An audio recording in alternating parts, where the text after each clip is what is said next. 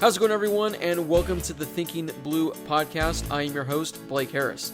Well, it's been some time since we've recorded an episode. I think the last podcast I did was nearly a year ago, and I think it's when I previewed the Astros series before the whole Joe Kelly incident, so a lot has happened since my last episode that I recorded. So for some reason, I don't know, I just lost interest in doing a weekly podcast last year. I don't know, I was just busy, a lot of stuff going on, but I figured that it would be a great idea to bring it back, talk Dodgers baseball with all of you guys this year. So if you're an old listener or if you're a brand new listener, welcome. I'm Blake Harris, and this is going to be a lot of fun. Now, I'm not exactly sure what the plan is going to be moving forward in regards to this podcast. I don't think I'm going to have a schedule or anything like that, so don't go expecting daily episodes or don't go expecting an episode every Monday or Thursday or something like that. What I'm hoping for is maybe one episode after every series, or at least one a week where I recap just what's going on, previewing upcoming games, and stuff like that. Now, I also plan on bringing a bunch of guests on for great interviews, so maybe we're going to be getting one a week of those as well, but again, you'll have to stay tuned for more information on how we're going to go about this podcast moving forward. But for now, we're back, we're talking Dodgers baseball, and today's episode is going to be a fun one. It's going to be entirely a mailbag episode, as I don't think you guys want to hear a recap of how the season has gone so far, because just like you, I'm pretty disappointed with how they've played over the last 3 weeks or so. So I turned to Twitter earlier and I asked for all of you guys to submit whatever questions you guys had. Moving forward, I'm always going to have a Q&A segment during the show, so make sure you stay tuned so you guys can ask me questions on future episodes if I can't get to your question today. Now, if you haven't done so yet, I highly recommend that you follow me on Twitter at Blake Harris TBLA. If you're a Dodgers fan, it's an absolute must follow. If you're listening to this podcast, well, you probably already follow me on Twitter. That's probably how you heard of this podcast. So if you're already following me, I really appreciate it. Thank you guys so much for following along. I love interacting with all of you guys. I love bringing you guys the latest Dodgers coverage. And again, my goal is to bring you guys a podcast that's more interactive, gets the fans involved, and just, have a fun time doing this on a week-to-week basis. So, all right, let's get to these questions. Now, I'm going to try to get to as many as I can because currently I'm looking and there are over 30. So, who knows? Maybe I'll answer all 30 questions, but based on how long some of these questions are going to be, I don't think I'm going to get to all 30. So, if I miss your question, I am sorry about that. I really appreciate you guys asking me a question. But like I said, I'm going to be doing a Q&A segment every episode. So, make sure you guys keep asking away. All right, so without further ado, let's get to the Q&A. Now, this first question, this one immediately stood out. This is the question that I get all the time. I mean, a lot of people ask me about Dodger news, about Dodger roster moves, about my expectations on certain things, but there's one question that I get on a daily basis, and this comes from MJ, and she wants to know, are you single? Now, unfortunately, MJ, I am not single. I am dating you. So, for those of you that probably see an MJ that replies to a lot of my tweets, pretty much bagging on me and whatnot, that's my girlfriend. It's all in good fun.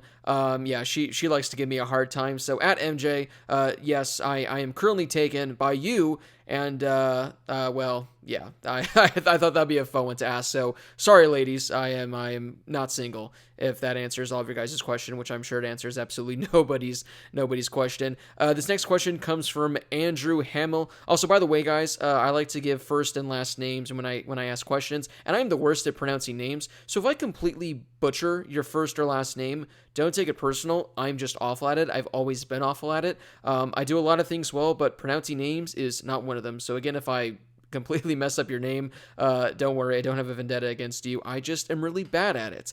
Hypothetically, if Dave Roberts were to be fired, who would be the top candidate to replace him? Man, we're getting on the Dave Roberts hate train right out the gate. And this is an interesting question because it's one that I've been asked and I've talked about in years past. I know a lot of people are really critical on Dave Roberts, myself included. Overall, I do think there are better managers out there. I love Dave Roberts. I love the man he is. I love what he does for the team. The decisions he makes are highly questionable a lot of the times. But the thing is, if you're going to part ways with Dave Roberts, one, I just don't think it'd be smart for chemistry in the clubhouse because I think every player on the team loves him, looks up to him. And two, I just don't know necessarily who you'd get to replace him. I just don't think there are many better options out there. One name that I wouldn't mind seeing on the Dodgers coaching staff would be Bruce Bochy. I mean, he's the guy that I've wanted for years and years. He's the guy I wanted the Dodgers to sign after Don Mattingly left. So Again, if that's one I had to give, Bruce Bochy, but again, I just don't think there are necessarily much better options out there. So, but I think Dave Roberts, I think he's going to be with the Dodgers long term, and there's a solid chance that Dave Roberts. I know this is a long way out, so this might be a hot take. I think there's a chance Dave Roberts goes into the Hall of Fame as manager for the Dodgers, so that's still a long way out, but again, I don't think Dave Roberts is going to get fired anytime soon. Bring back Kumaro wants to know, in your opinion, what is one thing, aside from just scoring more runs or not blowing leads or anything obvious like that the Dodgers could do to start winning games again? I mean, I think this is obvious. I mean, obviously, if they can score more than 1 or 2 runs a game, that would be ideal, but just play better defense. I mean, I know it seems very simple. It seems like an easy thing to do, but the Dodgers have been losing a lot of games because they are racking up the errors. Errors are leading to unearned runs, and those are losing games. I know the other day, following one of the games, Jerry Hairston Jr. on Sportsnet LA, he was just going off on how defense in the MLB, not just with the Dodgers, is just not as good as it used to be. So if you're the Dodgers, you got to play 9 innings of perfect defense. Don't give the other team extra outs because, as we've seen, it seems like it always happens whenever there's an error that leads to a guy reaching first or second. That guy always comes in to score. You don't want to give the opposing team extra runs that aren't necessary. So again, it's a simple one, but I think if the Dodgers can just play better overall defense, I think they're going to be a lot better. All right, this next question comes from Angel Rodriguez. If you were starting a new team and got to choose one player from each division, who would those players be? Oh, that's a good question. That's a tough one. So if I'm starting a new team, so I'm forming a team together, this is tough. This is one, Angel, where I'd have to probably think and do a lot of research and try to figure out who I'd want from each division. Because then, are you talking like hitter and pitcher from each division, or just one player overall? I'll tell you one thing. This isn't going to completely answer your question because, again, I definitely going to leave people out. I'll give you one hitter and one pitcher that I would love to start a team with. If we're talking about pitcher, it's got to be Jacob deGrom, who is, by far the best pitcher in all of baseball. I get he's a little up there in age, but this is a guy where for the next 4 to 5 years with ease, I think he's going to be a top 3 pitcher in all of baseball. So if I'm starting a team and I get a pitcher, I'm going to go with Jacob deGrom. And if I'm starting a team and I get to choose a hitter, I'm taking Juan Soto. Now, I've defended Juan Soto on my Twitter account. I think Juan Soto, now, I did a tweet about a month ago, and a lot of people kind of read into it entirely different from what I was going for, where I pretty much said how much longer until Juan Soto is considered the best, player in all of baseball, and a lot of people were saying, oh, his defense is subpar, he doesn't have that much speed. Juan Soto's a guy, I think this guy has a chance to go down as one of maybe the 10 best hitters in MLB history. This guy is an absolute stud. I am really excited to see how he pans out in the future. I think currently he is one of the best hitters in all of baseball. Plus, he's 21? I think 22 years old. So if I'm taking a pitcher, I'm taking Jacob deGrom. If I'm taking a hitter, I'm going with Juan Soto. All right, our next question comes from Mr. Brightside. What are the chances of the Dodgers re-signing Kenley Jansen and Clayton Kershaw in the off season? That's a good one because I have no idea. I have no idea what Kershaw or Kenley are wanting. I have no idea what the front office is wanting. I do think the odds are fairly high that we re-sign Clayton Kershaw because I know that he only has a few years left. This is a guy where I don't think he's going to want to stick around for a while. I think for him, he's going to want to go out on top when he's still at the top of his game. I think he pretty much already came out and said he doesn't plan on retiring this offseason. I know there were some rumors in regards to that. I think the Dodgers and Kershaw work out a deal. For Kershaw's sake, I really hope that he is willing to take a team-friendly deal because, this guy has earned, more than $200-300 million in his career, so I don't think, let me say this. Clayton Kershaw is worthy of a $25 million a year contract, maybe even $30 million a year. He's still a top 15 pitcher in the game. The time he's put in with the Dodgers, he's warranted that. But I just hope for the Dodgers' sake that they don't sign him to a 2 or 3 year deal where they're paying him $25 to $30 million a year. I hope he says, listen, I've made my money. I've stuck around. You guys have paid me. I'm fine with taking a really team-friendly discount and making $15 to $20 million a year. I don't think he'll do that. I hope he does that, but I still think the Dodgers, even if they have to overpay just a bit, I think that they're going to bring back Kershaw. I think I said this again a few months ago, I think Kershaw and the Dodgers, it'd be smart to do a Trevor Bauer kind of deal. Don't sign Kershaw to a 3 or 4 year deal. I personally don't think he wants to sign a 3 or 4 year deal, because I think moving forward, especially if the Dodgers win it all this year, I think he's going to want to take things on a year-to-year basis, just how he's feeling, how his career's going. And like I said, this is a guy, he's going to want to go out on top. He's not going to want to stick around too long and have his production just decline. So I wouldn't be shocked if the Dodgers give him like a 3-year deal with like a player opt-out after each season. So that's what I'm hoping for Kershaw. Kenley, again, this is a guy where I don't think he's going to be getting a huge payday moving forward. He's still, a really, really good reliever who definitely can get, I think, maybe up to $15 million a season, unless that might be too much. Hopefully he takes a team-friendly deal. He comes back to the Dodgers. Again, maybe another team's going to give him a deal worth more than what he should get. But I think the Dodgers, I think it's highly likely they bring back Kershaw. Right now for Kenley, I'd go maybe like 60-40 in favor of him returning. But I still think the odds are both of those guys come back. Again, I'm just hoping they both take team-friendly deals to return. Paul Greer wants to know, are we getting Kris Bryant? I was hoping the Dodgers were going to make a trade for Kris Bryant this offseason when his stock was probably at the lowest it's been in a while, and now Kris Bryant's playing like an MVP candidate. Maybe come trade deadline, maybe the Cubs are out of it completely and the Dodgers can work out a trade. I love Kris Bryant. I've loved him for years. The fact that he plays third base, first base, he plays in the outfield, the Dodgers really value that versatility. So Kris Bryant would be a fantastic addition to the Dodgers, but I think now the way he's been playing, his price tag might be a little too high for the Dodgers' liking. All right, next question comes from Garrett Harcourt. Does Josiah Gray get starts in the rotation if he continues to impress and if injuries keep popping up? I know a lot of people are asking about this. I posted a Josiah Gray video yesterday, and everyone's saying, call up Josiah Gray. But Dave Roberts was actually asked about this about a week ago, and he pretty much said, listen, Josiah Gray, he's our top prospect, but we want to be cautious with him. We want to build up starts. We want to keep getting him innings in the minor leagues. And I think that's overall the smart move. I get a lot of people want to see the top prospect come up, get starts, but in reality, Tony Gonsolin's going to be back in a couple weeks. And assuming he's able to stay healthy and the Dodgers are able to have a healthy 5-man rotation moving forward the rest of the year, I know Jimmy Nelson could come in, have some spot starts. I think David Price, I think they've officially said he's going to be a reliever for the rest of the year. So it looks like that's going to be the 5-man moving forward.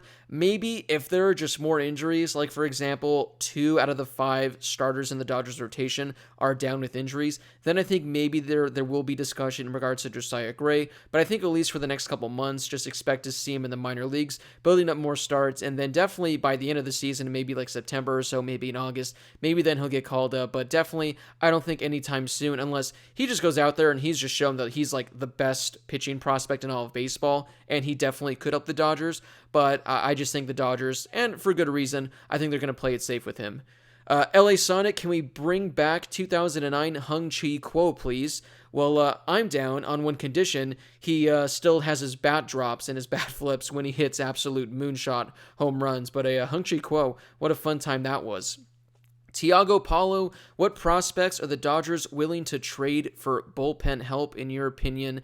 That's a tough one, because obviously right now the Dodgers bullpen is really beat up. There's been a lot of injuries, so we haven't gotten to really see a fully healthy starting rotation, fully healthy bullpen. So I know they've been struggling, but it's the Dodgers. They'll probably make some sort of upgrade at the trade deadline, unless they're trading for like a Craig Kimbrell or, one of these just like big time closers that potentially can take over in the ninth if something goes wrong with Kenley or something like that.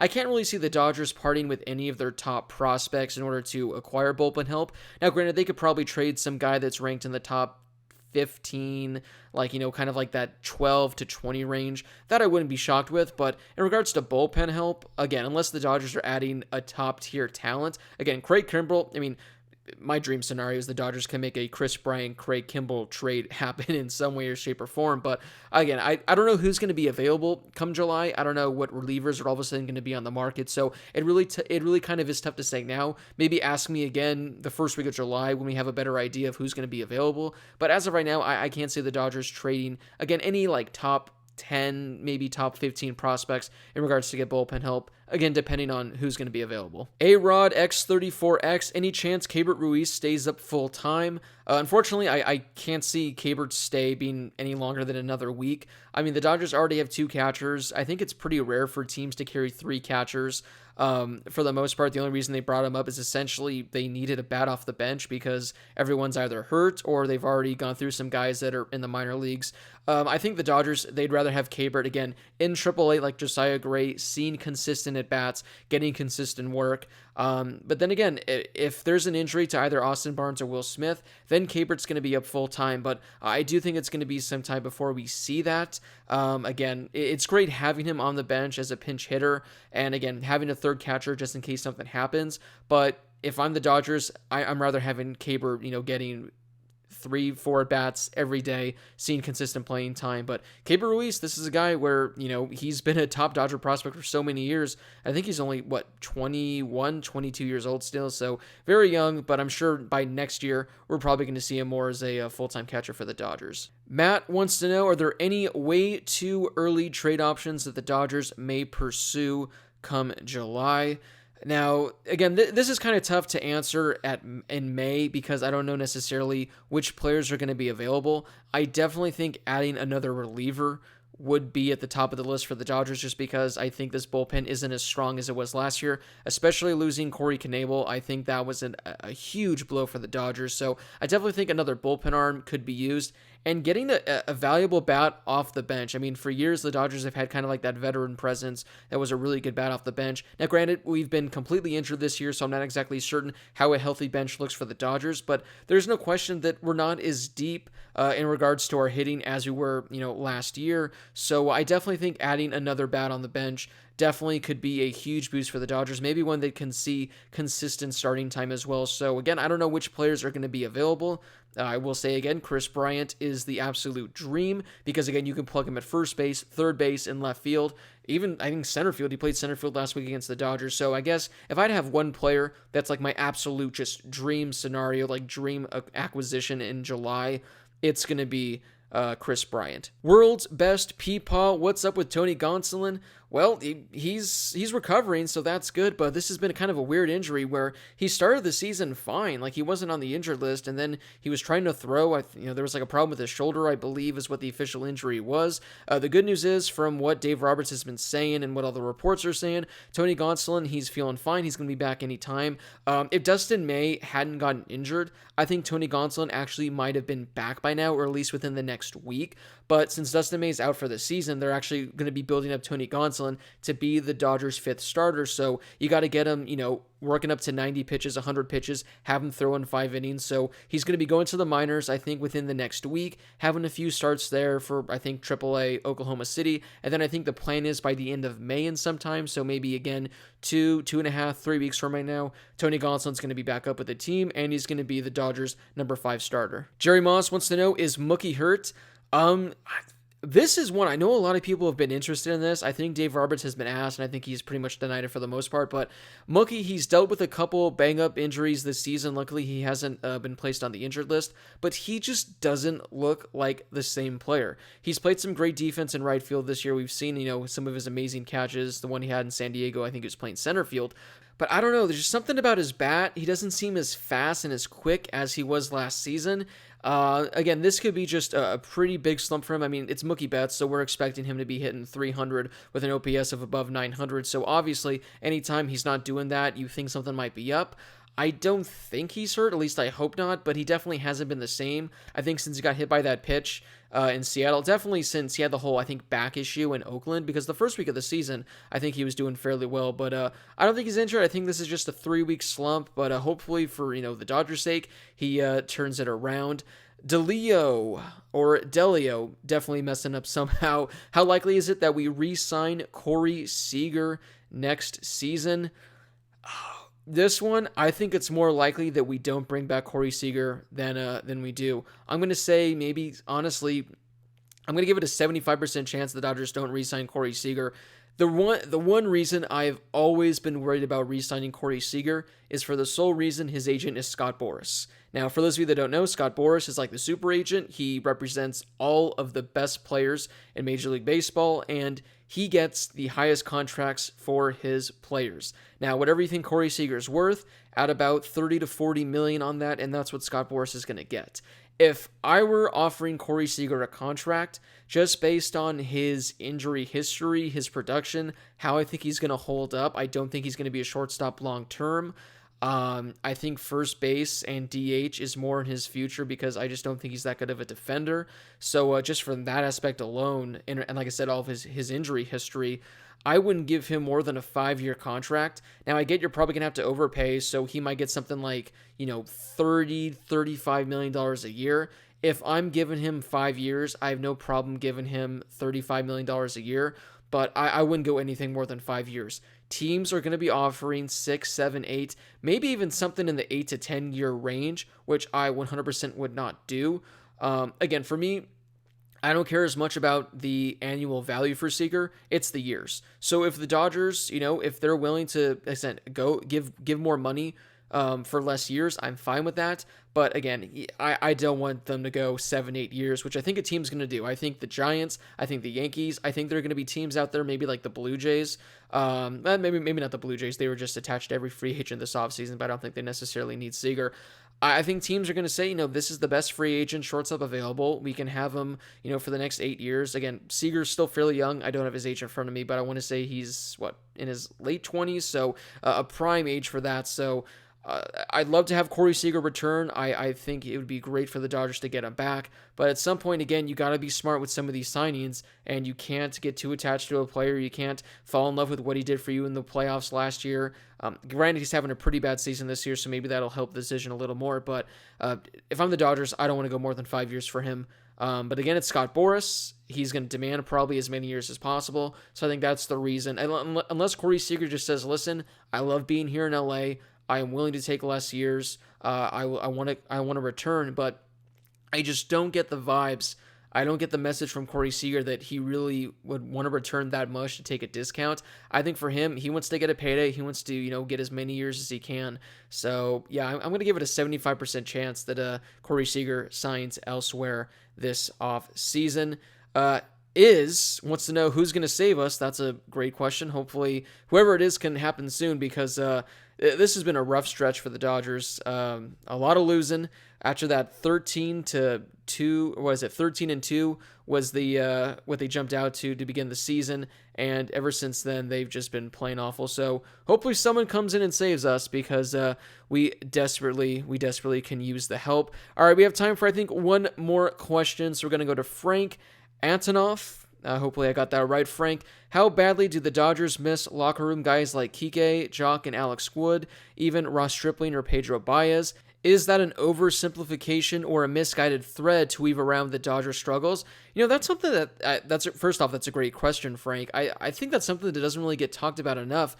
Not only did the Dodgers lose, key depth pieces in, Kike, Jock, Wood, Stripling last year at the deadline, and Pedro Baez. They lose guys that have been in that locker room, that have been with the team for many, many years, and they're all comfortable with each other. Now, I'm not saying the Dodgers have a chemistry issue or anything like that, but, when you lose guys that you've been really good friends with for years, I definitely think that it could make somewhat of an impact. Now, again, I'm not saying that the Dodgers have problems in the locker room or anything, but I don't think it's, that hard to make a case that this team probably isn't as close as they were last year because there are a lot of new guys that are in that locker room. They're not as familiar with each other as they have been in years past. So I don't think that's the reason they are struggling.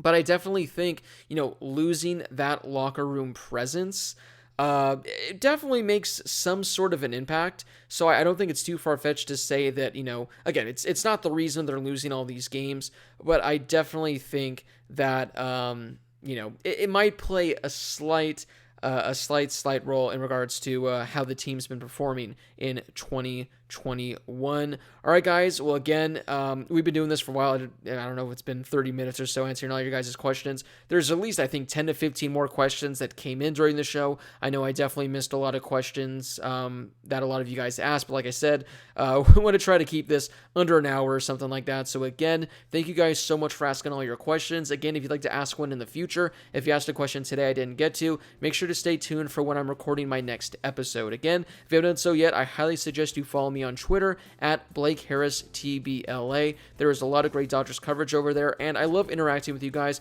A lot of you guys DM me, asking me Dodgers questions, and I really enjoy going back and forth with you guys, so don't hesitate to reach out. Hit me up with any Dodgers-related questions you have, or if you just want to talk Dodgers baseball, hit me up. You guys can ask me anything, and I'd love, again, to interact with all of you guys as well. And plus, if you're following me over there on Twitter, I'm going to be keeping you guys posted for when I'll be recording and posting all my future episodes. So again, usually about an hour or so before I record, I'm going to tweet out saying, all right, I'm going to be recording. Hit me up with all of your Q&A questions. So if you want to turn on the notifications, that can help as well. But again, stay tuned. So if you have questions you'd like to ask in future episodes, make sure you guys stay tuned over there. You guys can find more episodes on Spotify, Apple Podcasts, and on YouTube. Just go over there and search Thinking Blue with Blake Harris. Thank you guys so much for listening. I really, really do appreciate it. Looking forward to recording more episodes in the future, doing this on a consistent basis, and of course, interacting with all of you guys out there because, like I said, I absolutely love doing it. It's a lot of fun. So again, make sure to follow me on Twitter at Blake Harris TBLA.